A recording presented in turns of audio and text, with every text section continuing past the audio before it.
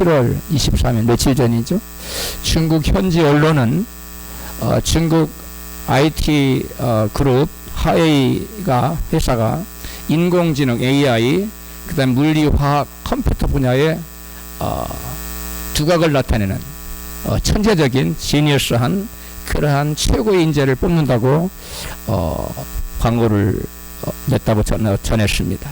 그런데 중국 IT 기업에서 기업 화웨이에서 그러한 특출한 탁월한 인재를 뽑기 위해서 내건 그 연봉이 무려 201만 위안, 우리나라 돈으로 약 3억 8천만 원이라고 합니다. 그럼 한 달로 계산하면 얼마가 되겠어요? 3천만 원 정도 됩니까? 엄청난 인센티브를 제공하겠다는 거죠. 이미 7명의 인재들이 지난해에 뽑혔는데 무려 7번의 시험과 그 다음에 인터뷰, 그러한 철저한 검증 과정을 거쳐서 시장 면담도 있고 별의별 그 과정이 다 있더라고요. 그런데 그런 걸 다 통과한 사람이 특별한 인재로 선발돼서 화웨이를 위해서 일할 수 있도록 이렇게 기회를 주는 것입니다.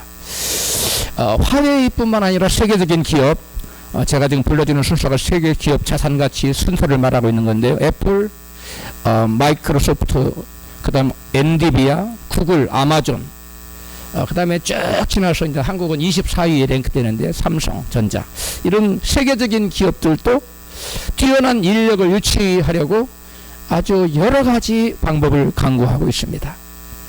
우리나라에서도 옛날에 고려 시대부터 과거 제도를 시행해서 인재를 쭉 뽑아왔고, 그게 이제 조선 시대에는 아주 여러 분야로 발전을 해왔는데요. 탁월한 인재를 구하기 위해서 국가에서 과거 제도를 등용문의 방편으로 사용해서 관료로 국가를 운영하는, 국가의 일을 맡아볼 관료로 뽑아서 입각을 시켰습니다. 지금도 세계 각국은, 각국 나라의 정부는 그 각국의 그 정부의 강요를 뽑기 위해서 철저한 선발 작업을 거쳐요. 시험을 한다든가 또 여러 가지 인터뷰, 그리고 청문회. 고급 관료들은 미국 같은 경우에는 500명에 해당하는 사람들을 철저히 조사합니다. 이만한 문제도 나오면 바로 아웃입니다.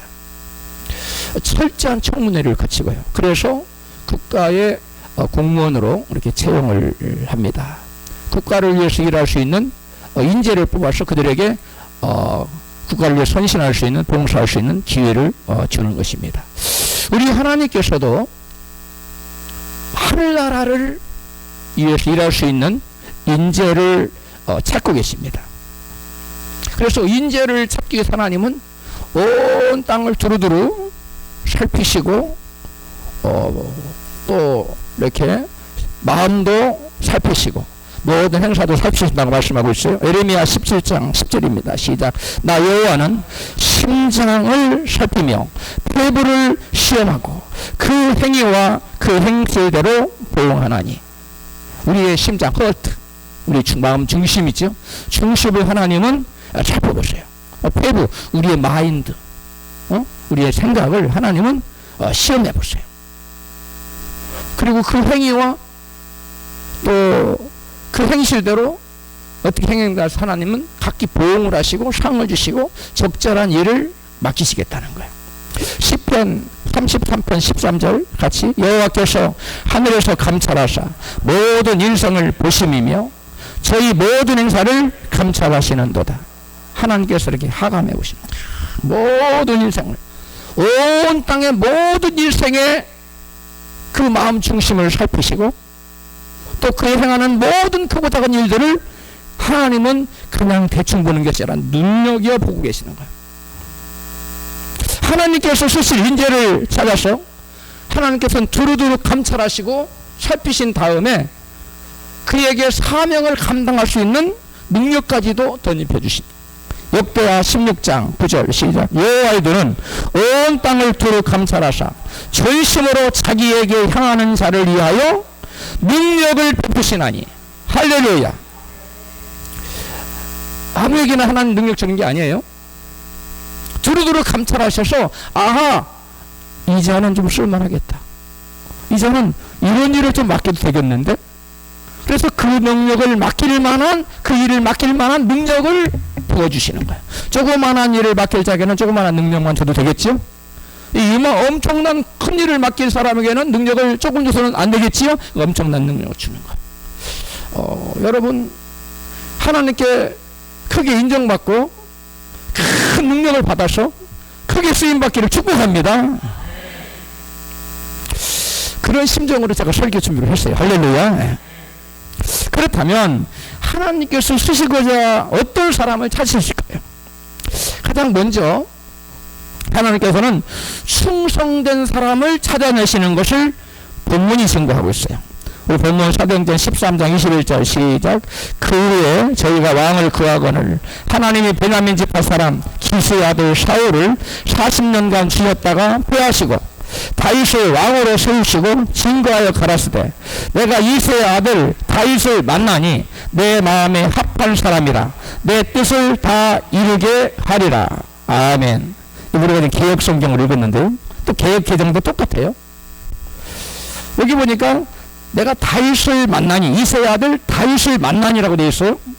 그런데 내 마음 합했다. 이 만나다. 그러니까 우연히 그렇게 번역해 놨는데 우연히 그냥 만난 것 같아요. 우연히 길을 가다가 다윗을 만난 것 같은 그런 뉘앙스를 가지고 있어요. 그런데 원어는 전혀 그런 뜻이 아니에요. 원어는 헬라어로 만난이라는 단어가 휴리스코라는 단어를 썼는데 찾아내다, find, 그 다음에 발견하다, discover 그런 단어를 썼어요. 여기 보니까 하나님이 그 다윗을 그냥 우연히 지나치다 만난 게 아니라 뭐 했다고요? 찾았어요. 발견해냈어요. 그 다음에 뭐 발견품을 발명해내듯이 이렇게 디스커버 찾아냈단 말이에요. 그 다음에 디스커버라는 것은 커버를 없애버리는 거예요. 그래서 이렇게 드러내는 거예요. 그래서 세번역 공동번역 현대어 성경에서는 내가 이새의 아들 다윗을 만나니가 아니라 다윗을 찾아냈으니라고 다르게 교정해서 성경 해석을 했어요. 세번역 공동번역 현대어 성경에서 내가 다윗을 뭐 했으니? 찾아냈으니. 다윗을 만나니라는 단어하고는 전혀 다른 말이죠. 하나님이 다윗을 그냥 오다 가다 만난 게 아니라 찾아냈어요. 많은 사람 중에 누구를 사울을 대신해서 왕으로 쓸까? 누구를 이 나라를 경영하는 왕으로 세울까? 하나님이 작정하고 온 이스라엘을 살피신 거예요. 당신이 백성 중에 누구를 쓸까?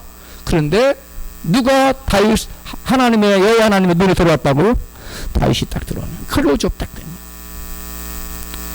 하나님 다윗을 어느 한순간에 찾아낸 것이 아니라는 거예요.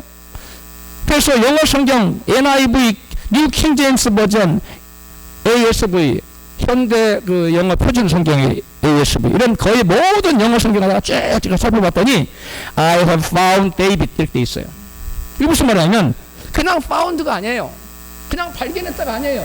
현재 완료를 썼어요. 시제를. 무슨 말이냐면 하나님께서 과거 어느 시점부터 왕으로 세울 때까지 하나님은 계속적으로 다윗을 뭐 했다는 거예요? 계속 주목하고 또 주목하고 살펴보았다는 의미를 내포하기 위해서 현재 완료로 영어를 썼던 거예요. 할렐루야. 하나님이 어느 한 사람을 픽업할 때 들어서실 때 어느 순간에 딱 눈과 눈이 맞춰서 너는 내일 좀 해라. 그게 아니라는 거예요. 하나님께서 오래전부터 그 사람을 눈여겨보고 지켜보고 또 이렇게 저렇게 시험도 해보고 흔들어보고 그 심장을 살피시고 배부를 그 허트 마음 중심을 살피시고 그 마음의 생각이 어떠한지를 하나님 다 살펴본 다음에 아하 저 사람에게 저자에게는 내가 이런 일을 맡겨도 괜찮겠다. 내가 후회가 없겠다. 저자는 내 기대에 부응을 해주겠어. 이렇게 하나님이 나름대로 기대를 하는 사람을 뽑아서 세우신다는 거예요. 할렐루야. 하나님께서 다윗을 어려서부터 쭉 지켜보았는데 그러니까 다윗이 학자들은 보통 한 13살, 14살 때 기름 부음 받았을 것이라고 추정하는데 정확하게 성경에 나이는 안 나와 있어요. 그때쯤이니까 하나님은 이미 선지자 나단을 보내서 기름을 부었으니까 사무엘을 보내서 그 나단이 아니라 사무엘입니다. 사무엘을 통해 기름을 부었는데 13살이라고 그러면 그 훨씬 이전부터 하나님 다윗을 눈여겨보았다는 거예요. 주목해서 보았다는 거예요. 할렐루야. 이게 굉장히 중요한 얘기예요. 그런데 하나님 다윗을 쭉 지켜봤더니 다윗이 어떤 면이 하나님 마음에 쏙 들었을까? 내 마음에 합한다는 말은 우리나라 말로 더 쉽게 얘기하면 내 마음에 쏙 들었다는 얘기예요. 여러분도 누구를 볼 때 여러분들 사장님들 계시는데 마음에 쏙 드는 사람이 있고 뭐 그저 그런 사람이 있고 마음에 안 드는 사람이 있잖아요. 우리 하나님 똑같아요. 우리 성도님들은 하나님 마음에 다 다윗처럼 쏙 들기를 축복합니다. 그러면 그 인생은 그냥 뭐 말할 수 없는 거예요. 응? 그 어떤 면이 하나님 마음에 쏙 들어서 다윗을 내 마음에 합한 자라고 그러고 뽑아셨을까? 사무엘상 17장 34절에 그 해답이 나와요. 같이 읽습니다. 시작. 다윗이 사울에게 고하되 주의 성이 아비의 양을 지킬 때 사자나 곰이 와서 양떼에서 새끼를 훔치면 내가 따라가서 그것을 치고 그 입에서 새끼를 건져내었고 그것이 일어나 나를 해하고자 하면 내가 그 수염을 잡고 그것을 쳐 죽였나이다. 아멘. 목사님, 사자를 치다니요. 이게 성경 너무 이게 허풍 아니에요? 아닙니다. 사자를 가수 싸우면 누가 이기겠어요? 삼손 빼고는 다 쥐지요. 근데 그 당시에 베냐민 사람들의 용사 800명이 이 물맷돌을 던졌는데 홀도 틀림이 있었다 없었다? 없었어요. 그냥 상통으로 눈이면 눈, 코면 코 정확하게 맞췄다는 거예요. 물맷. 그게 강력한 무기였어요. 그런데 다윗이 얼마나 많은 연습을 했던지 이것을 물맷돌을 던지면 사자 눈통에 가서 맞아버리는 거예요. 곰 눈통에 맞아요. 눈통에 맞으면 뽀지럭뽀지럭 가서 그때 가서 칼로 아니 지팡이로 샜던가.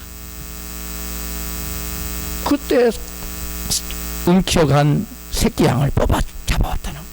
여러분, 다윗이 아무리 정통을 맞췄다 하지만 여전히 사자는 사자예요. 힘은 남아요. 자칫하면 죽을 수도 있어요. 여러분, 많은 양 중에 한 마리 양은 저렇게 적을 수 있어요. 그런데 작은 일일 수 있어요. 그런데 다윗은 그 작은 일에 자기의 목숨을 걸 정도로 뭐 했다고요? 충성했다는 거예요. 이게 다윗이 하나님이 다윗을 볼 때 다른 사람보다 점수를 엄청나게 줘버린 특이한 점이에요. 보통 사람이 갖지 못하고 하나님이 가장 중요하게 여기는 충성심. 어떤 충성이냐? 적은 일에도 목숨을 다하는 충성심을 다윗은 가졌다는 거예요. 할렐루야. 예수님께서는 작은 일에 충성된 자를 찾아내서 큰 일을 맡기겠다고 이같이 말씀하세요. 누가복음 16장 10절입니다. 시작. 지극히 작은 것에 충성된 자는 큰 것에도 충성되고 지극히 작은 것에 불의한 자는 큰 것에도 불의하니라. 많은 사람들이 목사님 저는 그 CCS 안 하지요. 저한테 큰 거 맡겨보세요. 제가 그건 맞아 똑순하게 잘할 겁니다. 그런 일 없어요. 절대 세상에 그런 일 없습니다. 작은 일을 엉성하게 하는 사람은요, 큰 일도 엉성하게 합니다. 작은 일을 불의하게 하는 사람은 큰 일 맡겨도 불의하게 해요. 하나님 말씀은 거짓이 없습니다. 믿습니까? 마태복음 25장 21절에 시작. 그 주인이 이르되 잘하였도다 착하고 충성된 자아 내가 작은 일에 충성하였음에 내가 많은 것으로 내게 맡기리니. 아멘. 여러분, 다윗은 자기 아버지의 양을 지키는 일은 국가를 경영하는 일에 비하면 너무나 지극히 작은 일이죠.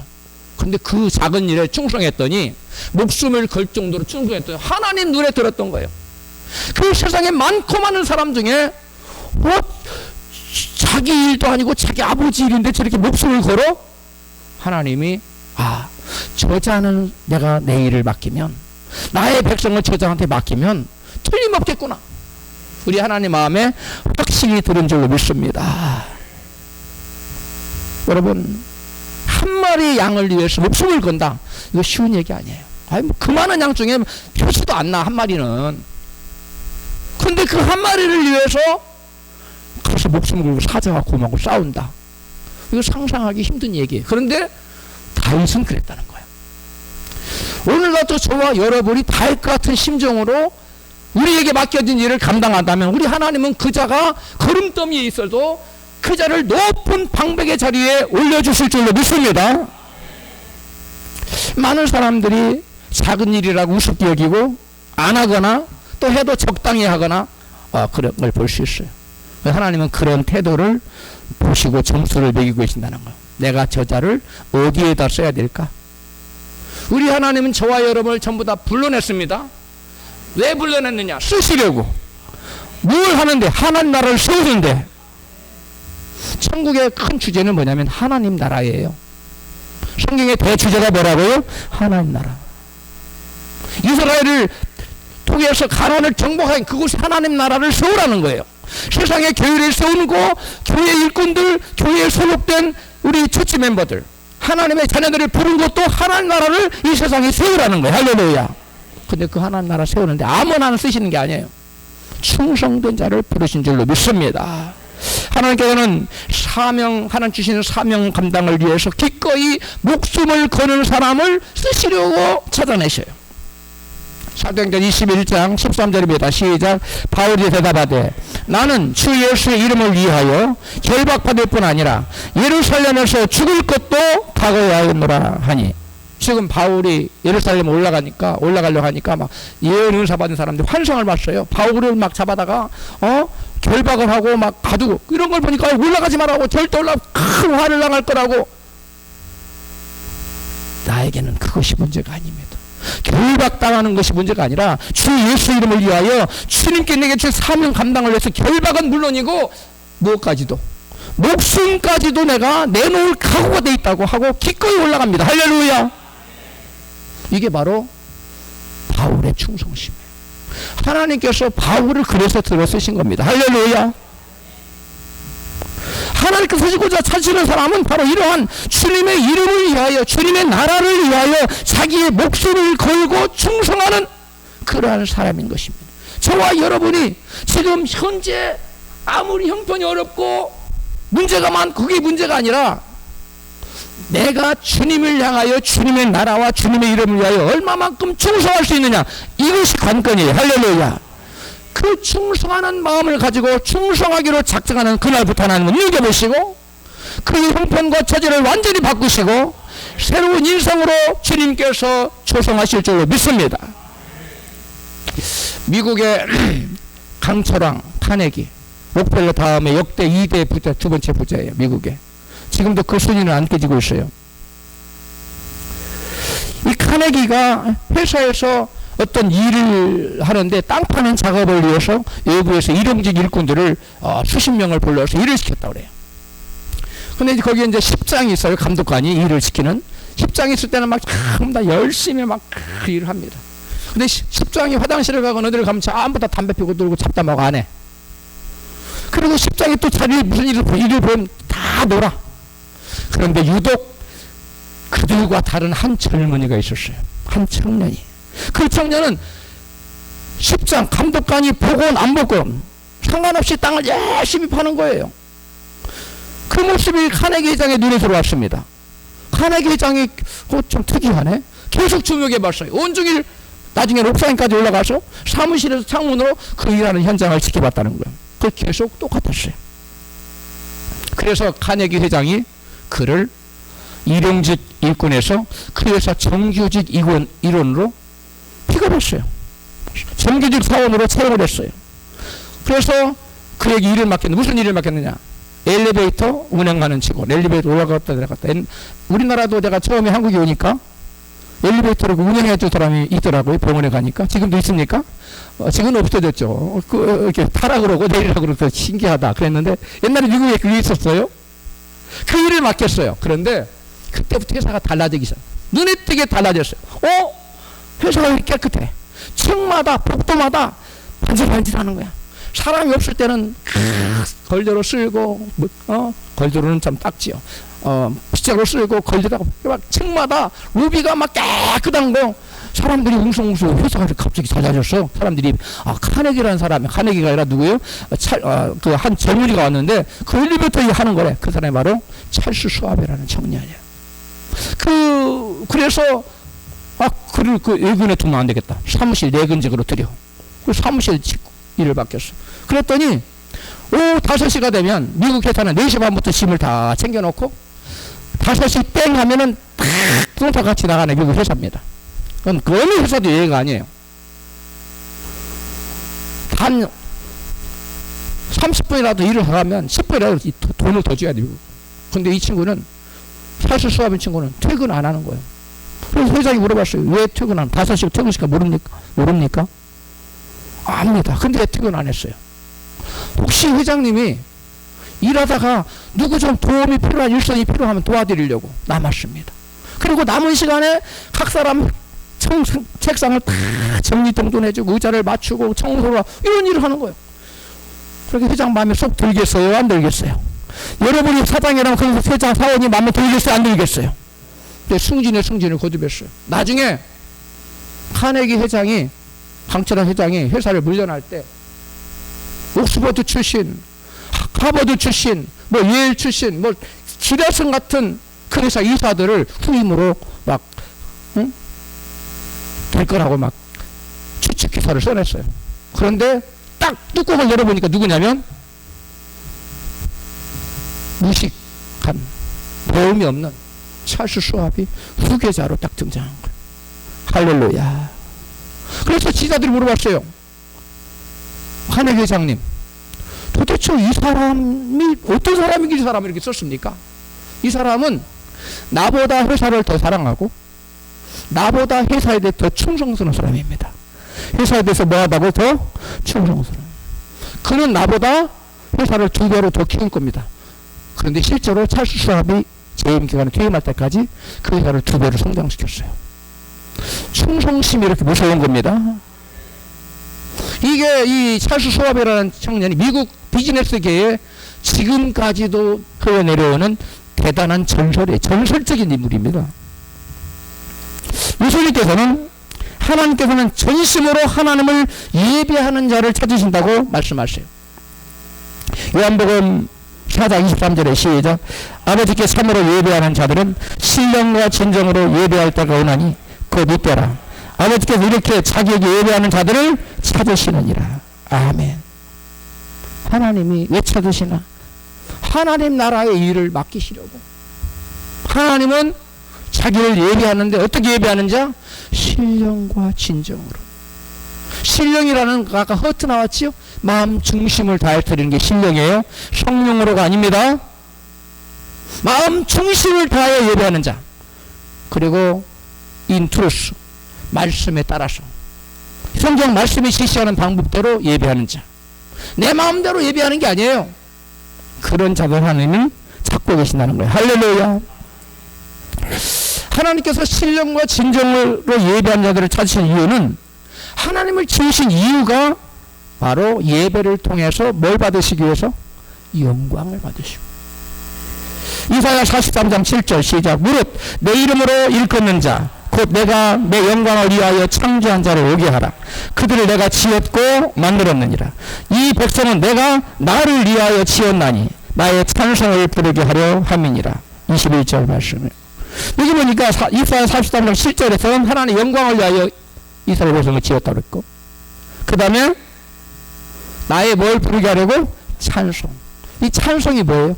이사야 43장 21절 이하의 찬송을 대해 설명하는데 그걸 제사라고 얘기하고 있어요. 뭐라고 얘기하고 있다고요? 22절부터 쭉 얘기하는 제사에 관해서 얘기하고 있어요. 이 찬송은 하나님 제사하는 거, 다른 오늘날로 뭐예요? 예배. 하나님께서 우리를 부르신 지으신 목적 자체가, 우리를 택하신 목적 자체가 하나님을 뭐하라고? 예배하라고. 그래서 예배를 통해 하나님 뭘 받으시려고? 영광. 할렐루야. 우리의 존재의 목적이, 하나님을 지으신 목적, 우리를 부르신 목적이 하나님을 예배하기 위해서 부르셨다는 거예요. 할렐루야. 여러분, 저와 여러분 다 하루 죄만 고물 많은, 그래서 제때 영원히 지옥 가야 될 그러한 비참한 운명이었는데 하나님 독생자를 보내주시고 예수께서 저와 여러분의 죄를 위해 십자가에 피 흘려 죽으시고 우리를 당신의 자녀 삼아주신 게 이게 얼마나 큰 은혜입니까? 할렐루야. 그렇다면 우리는 하나님께 무한 감사를 표현해야 돼요. 무엇을 통해서? 예배를. 할렐루야. 하나님께서는 하나님께 제사 드리는 일에 전념만 하고 세우신 직분자들이 있어요. 그게 누굽니까? 제사장들이에요. 그런데 그 제사를 제사장들이 경홀히 여겼다가 심판을 받은 예를 성경은 기록해 놓고 있어요. 사무엘상 2장 29절 시작. 너희는 어찌하여 나의 제물과 예물을 밟으며 내 백성 이스라엘에 드리는 가장 좋은 것으로 스스로 살찌게 하느냐. 여기 보니까 나의 제물과 예물을 뭐예요? 짓밟아버렸어. 우습게 여겼다는 거예요. 깔아뭉개버렸다는 거예요. 멸시했다는 거예요. 30절에 그에 대한 대가를 하는 지부랍니다. 시작. 그러므로 내가 전에 내 집과 내 조상의 집이 내 앞에 영영히 행하리라 하였으나 이에 결단코 그렇게 아니하리라. 나를 존중히 여기는 자를 내가 존중히 여기고 나를 멸시하는 자를 내가 경멸히 여기리라. 아멘. 같이 읽어. 시작.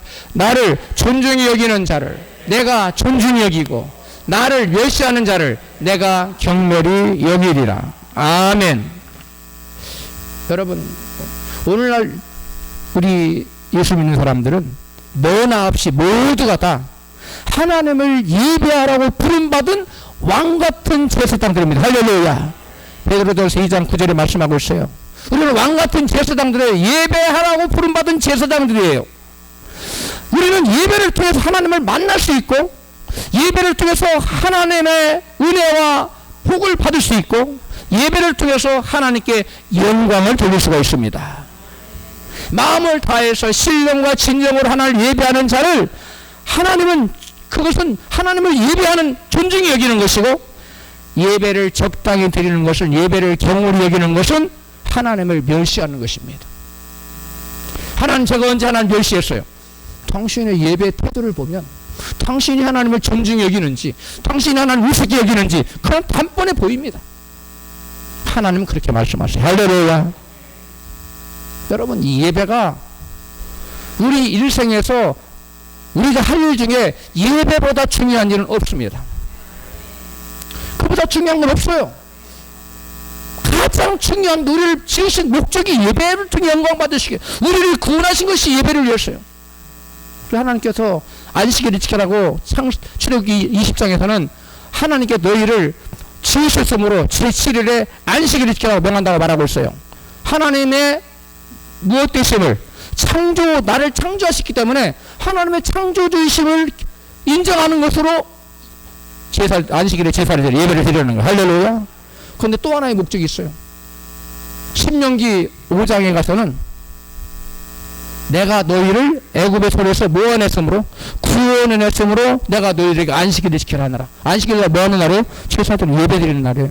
그러니까 하나님께서 우리에게 두 가지 목적 때문에 한 예배하라는 거예요. 우리를 모아셨기 때문에 지으셨기 때문에 창조주시기 때문에 나의 주인이에요.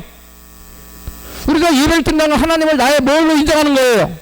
주인으로 인정한다는 신앙 고백입니다. 이게 할렐루야.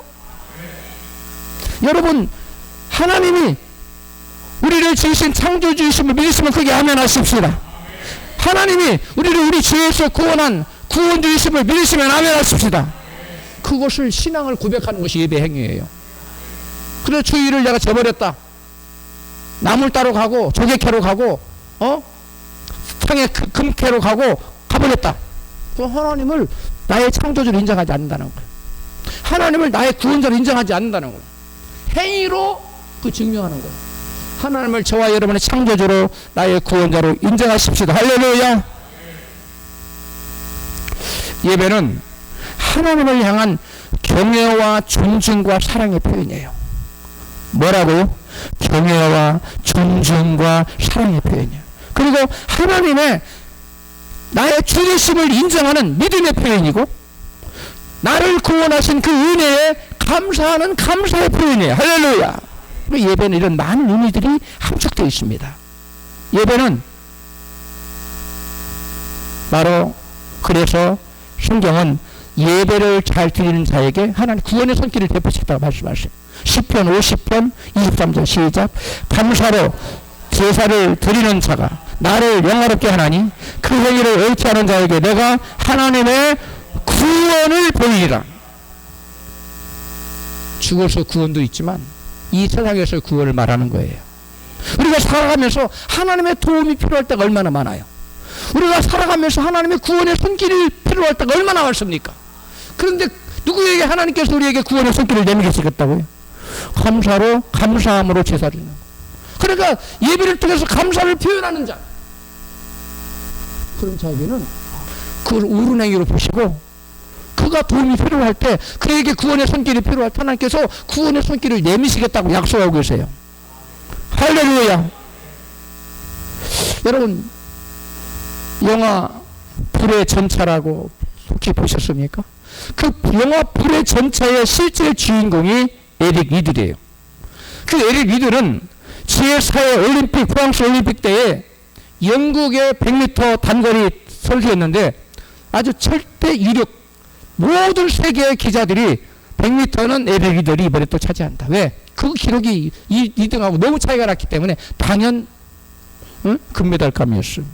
그런데 이 프랑스에 가서 이제 워밍업하고 막 하고 있는데 자기 경기 날짜 일정을 딱 보니까 주일이네.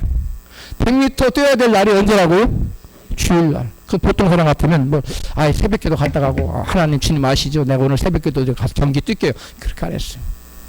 그거 안 하고 나는 경기를 안 하겠습니다. 본국에서 난리가 난 겁니다. 이게 도대체 지금 광신자야 뭐야? 저만 하나님 믿나? 막 별의별 욕이 다 나왔어요. 그럼에도 불구하고 안 한 거다. 나는 예배하는 날 나는 경기를 뛸 수 없어. 안 했어요. 그리고 나 욕을 뭘로 얻어먹었어요? 바가지로 얻어먹었어. 아니 바퀴수로 얻어먹었나? 어마어마한 욕을 먹었죠. 그런데 며칠 지난 다음에 400m 단거리가 있는데 그 400m 단거리 갑자기 사고가 났어요. 사람이 영국 선수가 못 뛰게 됐어요. 그거 할 수가 없잖아. 에릭이들한테 너 400m 안 뛰어봤지만 한번 뛰어봐. 에릭이들이 그렇게 하겠다고. 한 번도 400m는 뛰어본 적이 없어. 100m만 막 전력 질주만 잘하는 사람이야. 근데 400m 여기 탁 나갔어요. 근데 어떤 식으로 100m 달리기 잘해. 100m 식으로. 그 사람들이 저 사람이 그 400m 한 번도 안 뛰어본 사람이구먼. 한 200m 떠다 거꾸러지겠지. 200m까지 100m 속도 달리는 거. 300m도 거의 비슷하게 달리는 거. 400m도 그 속도 달리는 거. 세계 신기록을 세워가지고 400m 금메달을 차지했어요. 할렐루야. 기자가 물었어요. 도대체 어떻게 된 거냐? 첫 번째 100m 내 힘으로 달렸다. 에? 두 번째는 정신없이 달렸고 200m까지는 300m, 400m는 내 힘으로 달린 것이 아니라 그냥 막 달렸다. 누구의 힘입니까? 하나님의 힘으로 달린 거예요. 엘리야가 아합의 전차 앞에서 막 달리잖아요. 그런 게 달린 거예요. 여러분, 나를 위해 살고자 하는 자는 죽어요. 그러나 주를 위해 내가 죽고자 하면 뭐예요? 살아요. 그래서 이 에릭 리드를 통해서 영국의 잠자는 신앙을 일으키든, 야, 우리가 이렇게 신앙생활하면 안 되겠다. 우리가 그 비난했던 에릭 리드와 하나님 함께 하셨어. 우리도 우리를 죽이고 하나님을 우선적으로 생각하는 신앙생활을 해야 되겠다 하고 영국인들의 신앙을 일깨우는 위대한 하나님의 사람으로 쓰임받았어요. 할렐루야. 그는 나중에 중국의 내륙 선교사로 들어가서 하나님께 헌신하다가 부름 받았습니다. 할렐루야. 하나님께서는 예배를 통해서 성도들에게 복을 주십니다. 믿으시면 아멘 하세요. 예배를 등한히 하거나 예배를 우습게 하거나 또 예배를 대충 드리는 사람에게 큰 복을 받은 사람을 저는 30여 년 목회를 하면서 본 적이 없어요. 예배에 충실한 사람, 저 사람 복 받겠는데 진짜 복이 매요. 도저히 저 사람 못 받을 환경이야. 근데 하나님이 바꿔버려. 저 사람 좀 잘 나간다고 까불고 예배 등한 사람은 언제 미끄러져 넘어져. 여러분, 하나님 살아계셔요. 믿으시면 아멘 합시다. 내가 좀 지금 잘 나간다고 목에 힘주고 하나님 앞에 고개 쳐들고 그러면 안 돼요. 우리가 하나님 앞에 겸손해야 됩니다. 아브라함과 이삭과 야곱에라 다윗의 공통점이 있어요. 그것은 뭐냐면 그들이 예배드리기를 기뻐하는 자였다는 거예요. 뭘 기뻐하는 자들은? 예배드리기를 기뻐하고 가는 곳마다 제단을 쌓았어요. 그리고 예배를 드림으로 결국은 창대한 복을 받은 사람들이에요. 성경에 보면 아브라함은 거부가 되었죠. 창대한 복을 받았죠. 성경은 아브라함의 복을 얘기해요. 아브라함의 복. 누구의 복이요? 아브라함의 복. 우리가 아브라함처럼 믿음을 가지고 아브라함의 복을 받을 거라는 거예요. 할렐루야. 그럼 아브라함은 뭐의 대명사예요? 복의 대명사. 근데 아브라함은 또 뭐의 대명사예요? 예배 대장의 대명사예요. 뭐의 대장이에요? 예배 대장. 예배 대장이 또 누구냐? 이삭이 그랬어요. 가는 것보다 제단을 샀어요. 그러니까 막 파면 팔수록 사막에도 부릴 사람이 물을 파면 안 나와. 근데 이삭이 파 물이 펑펑 솟아. 그 당시 우물은 그 뭐예요? 오늘날로 말하면 기업이 일어나는 거하고 똑같아요. 물만 있으면 땅은 많으니까 얼마 농사를 지을 수 있는 거예요. 얼마든지 양떼를 기를 수 있는 거예요. 물이 있으면. 물은 곧 축복입니다. 근데 이삭이 예배드리기 힘써 가는 곳마다 제단을 쌓으니까 막 파는 곳마다 우물이 물이 펑펑 솟는 거야. 다윗 보세요. 성경에 다윗을 보면은 10편 50편이라 그래. 10편 122편 1절에 시작. 사람이 내게 말하기를 여호와의 집에 올라가자 할 때에 내가 기뻐하였도다. 아멘. 아, 교회 가자. 예배로 가자. 그러니까 막 다윗은 너무 기쁜 거예요. 아, 그래, 예배 가야지. 그게 다윗이요. 그럼 하나님이 그 예배를 기뻐하는 다윗을 마음이 들어하겠어요? 안 들어하겠어요? 들어하죠. 아, 예배 들어가. 아, 내가 오늘 피곤해. 다음에 갈게. 또, 아, 예배 가야지요. 아, 예배. 아, 다음 주도 또 있잖아. 다음 주 수요일에 가면 되잖아. 이렇게 하면 하나님 기뻐하겠어요? 아니에요. 수요일도 가고, 금요일도 가고, 새벽에도 가고, 저녁에도 가고, 자꾸 예배를 기뻐하는, 아, 하나님께서 그 자를 보고 저자가 나를 이렇게 찾고 있구나. 나를 그렇게 간절히 갈망하고 사랑하고 있구나. 할렐루야. 남녀 시간에도 사랑하면 자꾸 만난다고 그래요. 한 일주일에 한 번이나 만나요. 한 달에 한 번씩이나 만난다고 그래요. 대답 연애들 한 번도 안 해보셨어요? 자꾸 만나자고 그러잖아요. 한 번 보고 두 번 보고 자꾸만 보고 싶네. 세상 노래인데 누가 불렀어? 송창식이 불렀나? 맞아요? 뭐 누가 불렀건 그런 노래가 있어요. 네, 권사님. 그게 바로 연애의 속성이에요. 사랑하는 사람. 하나님도 아침에 새벽에 들었지만 저녁에도 또 듣고 싶고 또 예배하고 싶고 오전에 들었지만 오후 예배 드리고 싶고 저녁 예배 드리고 싶은 그게 하나님 심적으로 사랑하는 사랑의 표현이고 감사의 표현이에요. 경외의 표현이에요. 믿음의 표현입니다. 할렐루야. 제가 이 설교 준비를 위해서 이 자료를 찾다가 깜짝 놀랄 만한 자료를 찾고 제가 놀랐어요. 여러분 소개해 드릴게요. 한국 기독 청년들 중심으로 한 설문조사에서 서울대 출신들의 90%가 중고등학교 때 주일날 단 한 번도 예배를 빠진 적이 없다고 대답했다는 거예요. 그래 여러분 서울대 아무나 들어가는 게 아니에요. 공부만 열심히 한다고 들어가는 게 아니에요. 또 서울대를 들어가고 서울대 대학원을 졸업해도 우리는 좋아. 들어갔어요. 근데 하나님 안 써. 집에서 놀아. 나이가 지금 5년 전에 40이었으니까 지금 50대인데요. 지금까지도 집에서 두 형제가 놀아. 서울대학을 졸업하고 서울대학 대학을 형제가 졸업했어요. 근데 어머니가 권사님이에요. 주일날 교회 못 나가게 하고 학원 보냈어. 서울대 가라. 서울대 갔어요. 근데 서울대 졸업하면 뭐예요? 취업이 안 되는데. 결혼도 못하고 아무것도 못해요. 그 권사님이 담임 목사님한테 목사님 기도해 주세요. 아니 예배 좀 보내시지. 내 마음 같아서는 당장 취직해요. 하나님 마음이 돌아서야 돼요. 여러분 예배 등한히 마십시오. 서울대학교 출신 90%가 중고등학교에서 단 한 번도 주일에 빠진 적이 없다는 거예요. 그리고 작년 2023년이죠.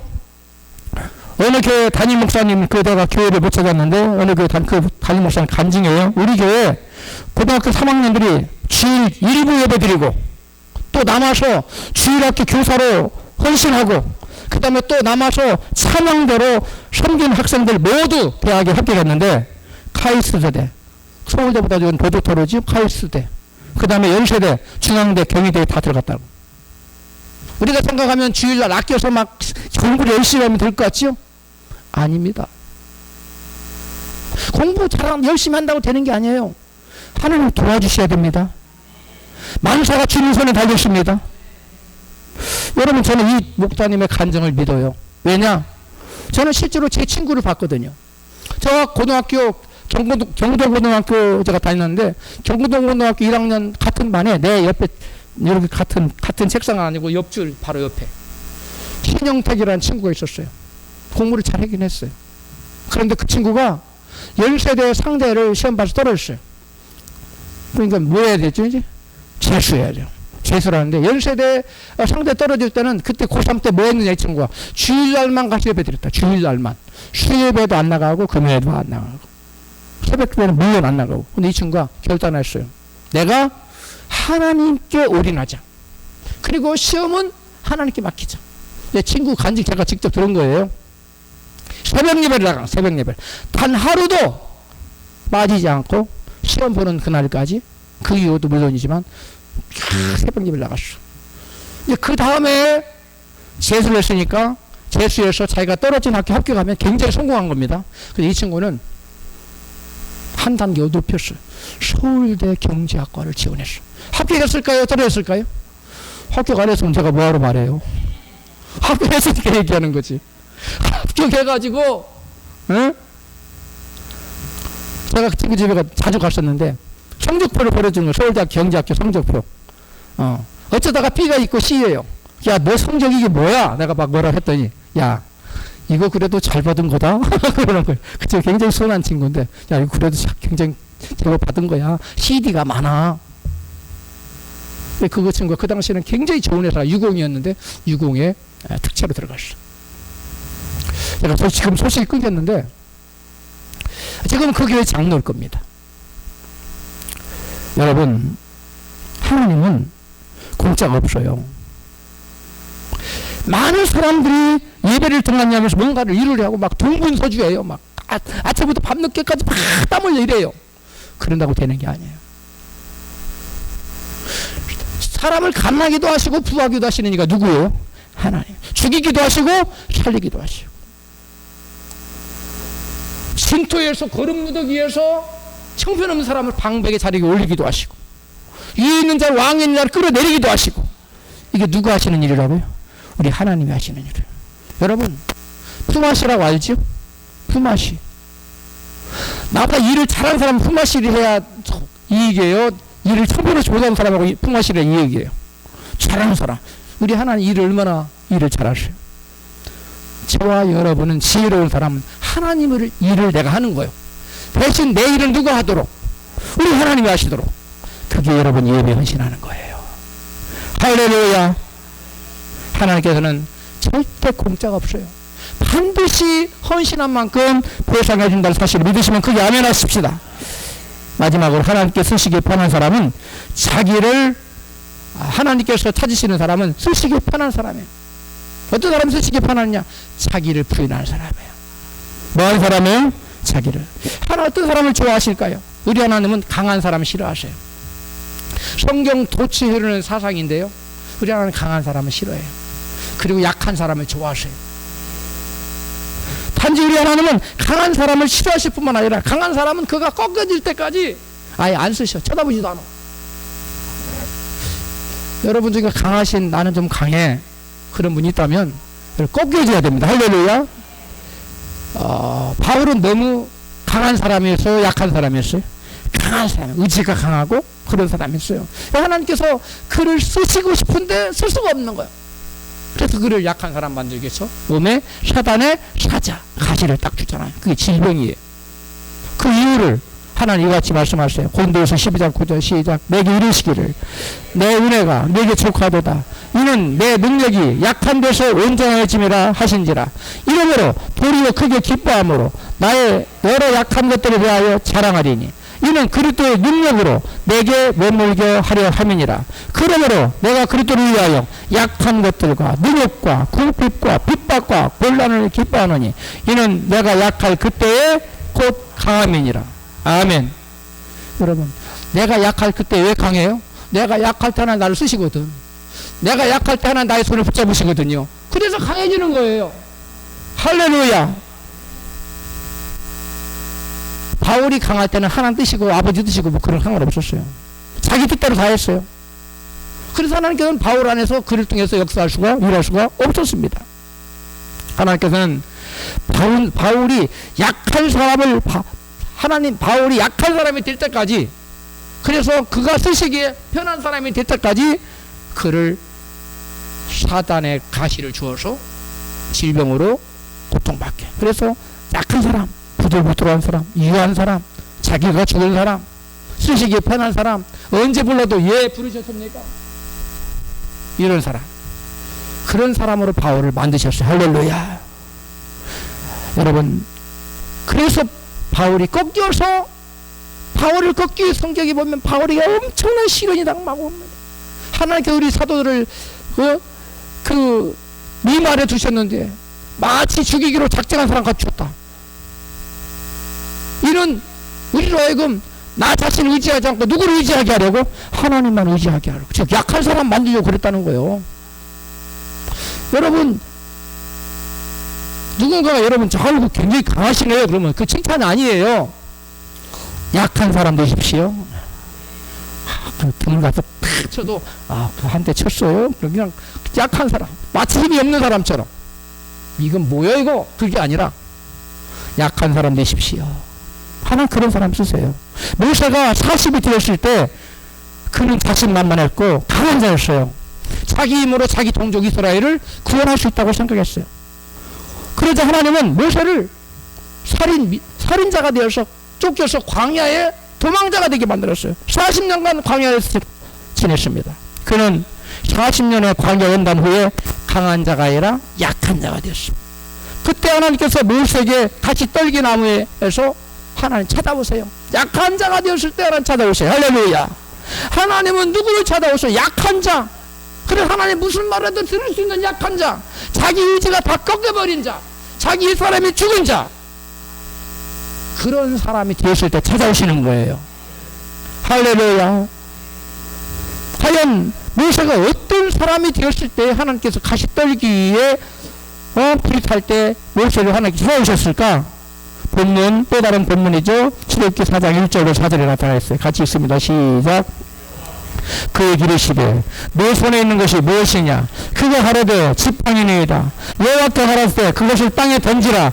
곧 땅에 던지니 그것이 뱀이 된지라. 모세가 뱀 앞에서 피하매 여호와께서 모세에게 이르시되 네 손을 내밀어 그 꼬리를 잡으라. 그가 손을 내밀어 잡으니 그 손에서 지팡이가 된지라. 아멘. 이 본문을 통해 하나님이 모세가 어떤 사람이 됐을 때 찾아왔는지, 모세가 어떤 사람 됐을 때 광야로 쫓겨났어요? 강한 자였어요. 내가 뭔가 내 힘으로 할 수 있다고 생각했을 때. 근데 모세를 이제 하나 찾아와 쓸만하다. 이제 저 자리 내가 쓸만하구나. 어떤 모습으로 바뀌었길래? 모세는 40년 동안 광야 생활하면서 광야에 가장 득실거리는 게 뭐죠? 뱀입니다. 그 뱀을 누구보다도 많이 맞고 뱀의 처치법을 누구보다도 잘하는 사람이 바로 모세예요.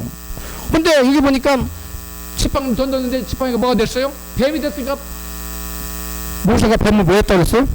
피했다고 했어요. 모세가 피한 뱀은 아무 독도 없고 조그마한 뱀일까요? 독성이 있어서 물으면 죽을 만한 그런 강한 독성이 있는 뱀일까요? 큰 독성이 있으니까 모세가 피한 거죠. 그런데 하나님이 모세야 이제 그 뱀을 꼬리를 잡아라. 뱀 처리하는 법에 가장 능숙한 사람이 누구라고요? 모세. 근데 모세는 뱀은 반드시 잡을 때 어디를 잡아야 돼요? 머리를 잡아야지. 꼬리 잡으면 물려요. 죽어요. 모세가 큰 박사요. 그럼 보통 사람 같아. 하나님, 뱀은요, 이거 모르시는 것 같은데 하나님, 뱀을 잡을 때 머리를 잡아야 돼요. 꼬리 잡으면 큰일 납니다. 이렇게 말하지 않았다는 거예요. 모세가. 아니면 하나님 이건 말이 안 되는데 이건 가만히 있어야지. 행동 안 하고 순종을 안 해. 가만히 있어. 안 될까? 자기 뜻과 맞지 않다고 행동을 안 하고 순종을 안 하거나 순종을 하는데 꼬리를 잡지 않고 머리를 툭툭 잡아. 많은 사람들이 그렇게 합니다. 하나님 말씀이 떨어질 때 하나님 말씀대로 성정하지 않고 뱀을 잡으러 오니까 잡기는 잡아야 되겠고 꼬리를 잡으면 밀 것 같으니까 어디를 잡아버려? 머리를 딱 잡아. 하나님 잡았어요. 그 잡은 거요? 잡긴 잡았지. 순종은 안 한 거지. 마치 사울처럼 다 죽이라고 그러는데 자기 필요한 걸 살려가지고 오는 거. 자기가 죽지 않은 거예요. 강한 거예요. 자기 의지가 살아있는 거예요. 이런 사람은 안 찾아오신다? 안 찾아오신다? 안 찾아오셔서 안 써요. 이 사람은. 근데 모세는 꼬리를 잡으려니까 멍청한 것도 또 꼬리를 딱 잡네? 그게 모세예요. 그런 모세를 찾아오신 거예요. 여러분은 어떤 사람입니까? 하나님이 야, 너 뱀 꼬리를 잡아라.